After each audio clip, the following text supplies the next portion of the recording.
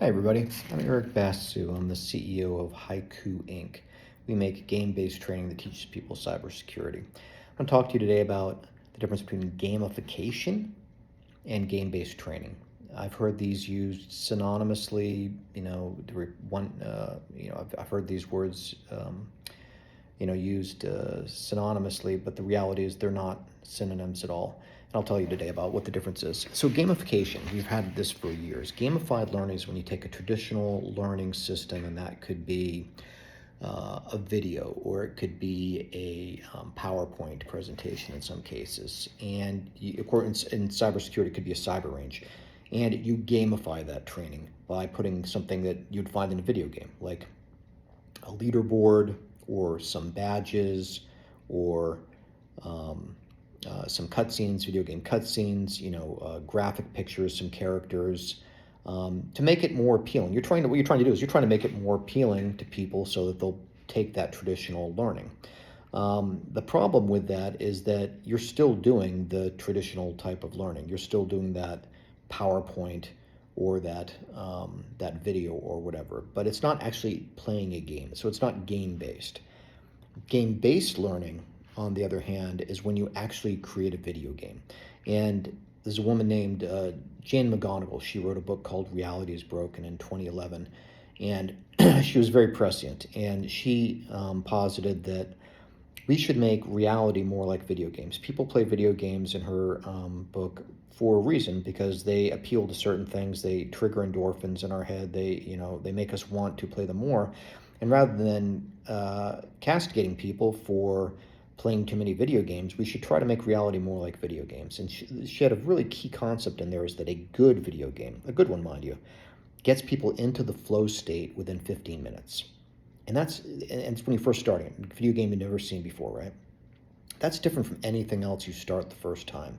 Nobody starts, for example, playing piano and is in the zone, in the flow within 15 minutes, unless you're Mozart, right? And he's one in a billion. But a good video game will get you into that. It's one of the reasons they're so addicting and so compelling for us, and so effective at training too, because McKinsey and Company did a study over 10 years where they showed that when you're in the flow state, when a learner is in the flow state, they are 500%, that's 5 times more likely to retain information and learn when they're in the flow state. The other thing you find when you're in the flow state is that players lose track of time, and it also increases learning. So you're playing a video game and you lose track of time, and your wife comes in, or your husband comes in and says, "Hey, you've been playing this for however long," and because you've lost track of time. But it's also increasing the way you learn, and we know this from people that play video games.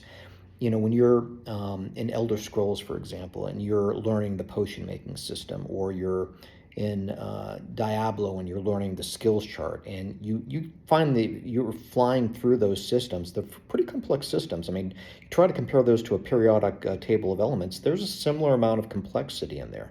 But you're learning them without ever, making any effort out of it. And so you look at that and go, what if we use those techniques the exact way that video games teach us in order to be able to teach real skills?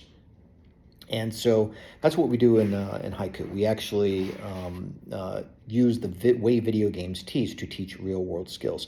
Now, some game-based training you might actually see has gamification features. So you could say, well, you have a leaderboard in there and you have badges. Yeah, I'm not saying that the gamification features aren't there, but the big difference is that one is a game and the other one is traditional training that is basically spruced up with some features, but it still teaches you the same old way and still has the same limitations of that.